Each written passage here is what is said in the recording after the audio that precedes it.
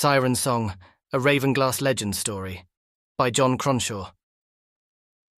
Ragnar sat in his father's mead hall, the flickering torchlight casting dancing shadows across the rough-hewn walls. The scent of roasted boar and honeyed mead filled the air as Meerand celebrated the spring equinox. Beside him, Kest tore into a leg of meat, grease dribbling down his chin. "Slow down," Ragnar said. "It's not a race." Kest wiped his mouth with the back of his hand. "Might as well be. If I don't eat fast, there won't be any left." Ragnar shook his head. He glanced at his father, Ragnar the Elder, seated at the head of the hall. The hammer of Wolfsbane, a relic of their clan, hung on the wall behind him, its dark presence a constant reminder of the legacy Ragnar would one day inherit.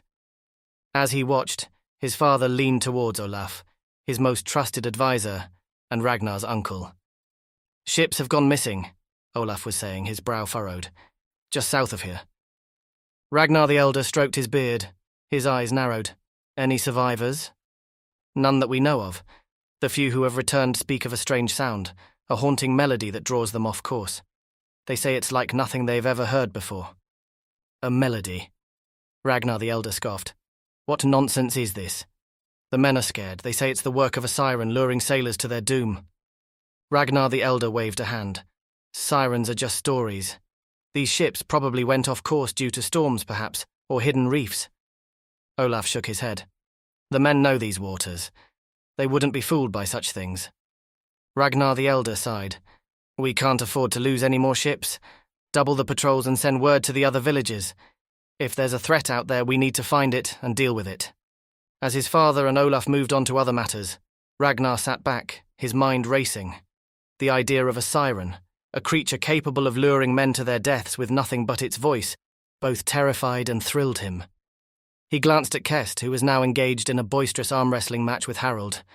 Ragnar tapped Kest on the shoulder. "Did you hear what my father was saying?" Kest grunted as he slammed Harold's arm down on the table. "What? About the missing ships?" "Yes, and the siren." Kest snorted. "You don't actually believe that crap, do you? But what if it's true?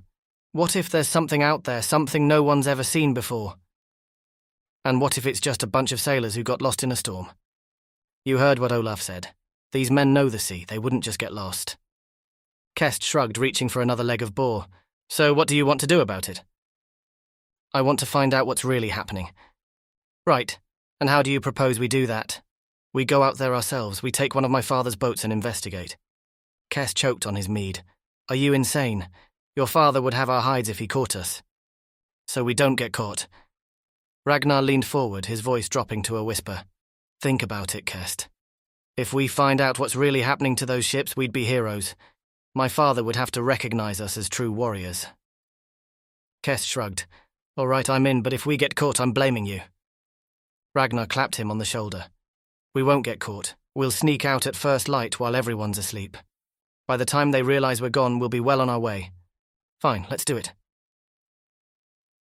Ragnar's eyes snapped open, the pre-dawn darkness still cloaking the world outside. He lay still for a moment, listening to the soft snores of the other boys in the dormitory. Beside him, Kest lay sprawled on his back, his mouth open and a thin line of drool trailing down his chin. Ragnar nudged him. "Kest, wake up." Kest mumbled something unintelligible and rolled over. Ragnar nudged him again, harder this time. "Kest!"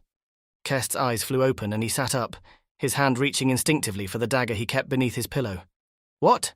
What's happening?" "It's time, we need to go." Kest nodded, wiping the sleep from his eyes. They dressed quickly, their movements swift and silent, and gathered their packs from where they'd hidden them the night before. As they crept out of the dormitory, Ragnar paused. Today was Rolligsdag, a day of rest and worship, and Meerand would be sleeping late. It was the perfect opportunity for them to slip away unnoticed. They wound their way through the town, sticking to the shadows and avoiding the few early risers who were already up and about. The streets were empty, and the only sounds were the distant crowing of a rooster and the constant lapping of waves. They came to the small dock where Ragnar's father kept his boats. Ragnar's breath caught at the sight of a dozen sleek crafts, bobbing on the water, their hulls painted with the Wolfsbane clan colours. "Which one?" Kest asked. Ragnar pointed to a small skiff near the end of the dock. "That one." It's fast and light, perfect for what we need. He crept down the dock and climbed into the boat, half expecting to hear his father's booming voice calling him back at any moment. But no shouts came as Kest joined him. They pushed off from the dock, the oars dipping into the water. As they rowed away from the shore, they were really doing this. The sun was just starting to rise as they reached the open sea, painting the sky in shades of pink and gold. Ragnar turned the boat southward, following the line of the coast as it stretched away into the distance. The wind blew at their backs, filling the small sail and pushing them forward with surprising speed. "Do you think it's real?" Kest asked. "The siren, I mean." Ragnar shrugged, his eyes fixed on the horizon. "I don't know, but something's out there. Something's causing those ships to disappear." "And what if we find it? What then?" Ragnar's grip tightened on the tiller. "Then we deal with it. We find out what it is and we stop it." Kest snorted. "Just like that? You make it sound so simple." "It is simple. We're warriors, Kest. This is what we're trained for." But even as he said it, Ragnar felt a flicker of doubt. They were young, untested. What if they were in over their heads? He shook the thought away. They had to try. They had to prove themselves, not just to their fathers and their clan, but to themselves. As the sun climbed higher in the sky, bits of driftwood floated by, some of them charred and blackened as if by fire. A tattered sail, its edges frayed and torn, bobbed on the waves. They pressed on, keeping the coast to their right, the open sea to their left. The wind had died down, and they took turns rowing, their muscles straining with the effort. Sweat poured down Ragnar's face, stinging his eyes and trickling down his back.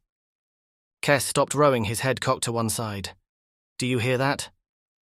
Ragnar listened, but all he could hear was the slap of the waves against the hull and the distant cry of a gull. "Hear what?"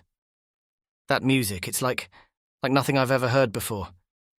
Ragnar strained his ears, and then he heard it too. A faint ethereal melody, drifting on the wind.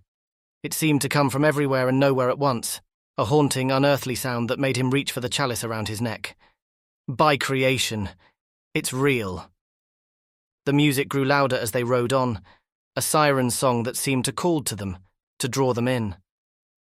Ragnar felt a strange lassitude creeping over him, a drowsy, dreamlike feeling that made his limbs feel heavy and his mind foggy. He shook his head, trying to clear it. "We have to resist, we can't let it lure us in." But even as he spoke, he felt the pull of the music. Beside him, Kest's eyes had gone glassy, his mouth slack. He'd stopped rowing, and the oars lay forgotten in his lap. Ragnar reached over and shook him. "Kest, snap out of it!" Kest blinked, his eyes focusing slowly. What's happening?" "The music. It's trying to enchant us. We have to fight it." Kest nodded, his jaw clenching. They rowed on, their strokes heavy and laboured, as if they were pushing against an invisible current. And then, through the mist, they saw it. A dark shape looming ahead, a jagged silhouette that resolved itself into a rocky outcropping, its sides sheer and forbidding. This was it, this was the source of the mysterious disappearances. The lair of the siren. They rowed closer, the music growing louder with every stroke. It filled Ragnar's head, pulsing in time with his heartbeat. He felt a sudden overwhelming urge to leap into the water, to swim towards the rocks and let the music take him. He gripped the sides of the boat, his knuckles white with strain. "Kest, we have to turn back, I can't." But Kest wasn't listening. His eyes were fixed on the rocks ahead, his face slack with longing. And then from the mist a shape emerged, a sinuous serpentine shape. A wyvern. It was larger than a boar, its scales a deep iridescent blue that shimmered in the sunlight. It lay tangled in a vast net, its wings twisted at unnatural angles, its tail thrashing weakly against the rocky shore. As they drew closer, Ragnar could see the exhaustion in the wyvern's eyes, the dull sheen of pain and hunger. "Wow," Kest said. "Look at that thing."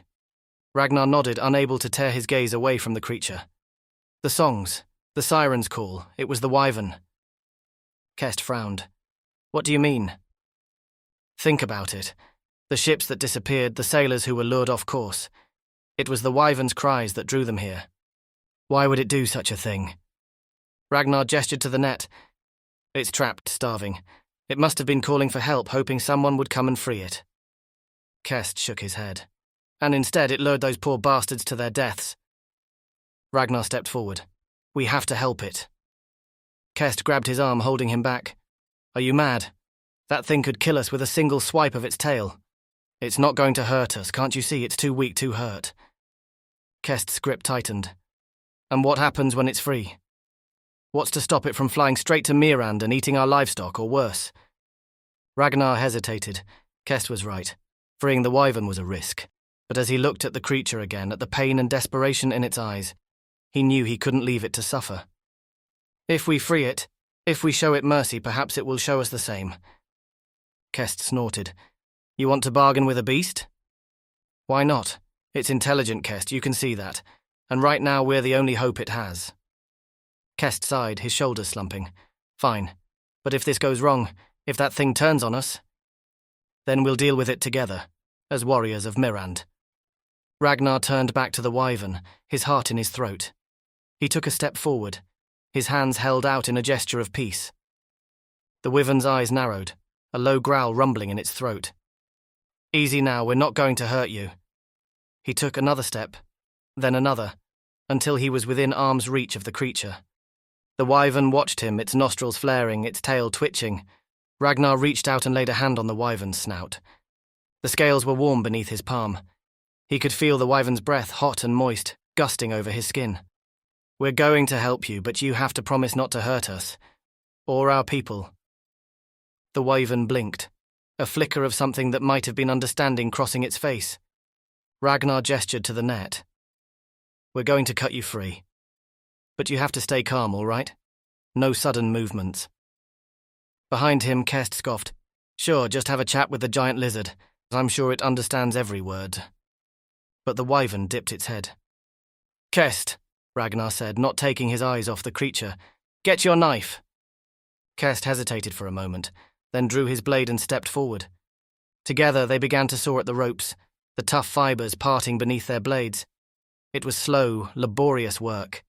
The net was thick and tightly woven, and the wyvern's struggles had only tangled it further. Ragnar's hands were soon slick with sweat, his muscles burning with the effort. But he didn't stop. He couldn't. Not with the wyvern watching him. As they worked, Ragnar found himself talking to the creature, his voice a constant murmur of reassurance. He told it of Meerand, of the green hills and the cold, clear waters. He spoke of his father, of his dreams of becoming a great warrior. And all the while the wyvern listened, its gaze never leaving his face. And finally, with a snap that seemed to echo across the cove, the last rope parted. The wyvern surged upward, its wings unfolding, its barbed tail thrashing. Ragnar stumbled back, his dagger trembling in his grip. But the wyvern didn't attack. It stood there for a moment, stretching its limbs, shaking out its wings. Then it turned to Ragnar, its eyes meeting his. In that moment, a connection passed between them, a deep primal understanding. Ragnar sensed gratitude in the wyvern's gaze, and a promise to remember this kindness, to honour the bargain they had made. Then the wyvern took to the sky. Higher and higher it climbed, its form dwindling to a speck against the blue. And then it was gone, vanishing into the distant horizon. Kest let out a shaky breath. That was insane. Ragnar grinned. We did it, Kest. We saved it. And now we've got to save ourselves. Your father's going to skin us alive when he finds out we took his boat. Ragnar's smile faded. Kest was right. They had defied the chieftain, had stolen his property, and ventured into forbidden waters. There would be consequences, and they would be severe. But as he looked out over the cove, at the brown sea and the endless sky, Ragnar found he didn't care. He had tasted adventure, had touched the wild and untamed heart of the world. And he knew, with a certainty that went bone deep, that this was only the beginning. The end. Thanks for listening. I hope you enjoyed Siren Song. This story is a prequel to John Cronshaw's Ravenglass Legends series. Hit like, subscribe, and let me know in the comments what you enjoyed about the story. To get your free Ravenglass Universe starter library, visit johncronshaw.com/newsletter to claim your free ebooks today. This story is copyright 2024 by John Cronshaw, all rights reserved. This is a work of fiction. Any similarities between characters and real people, living or dead,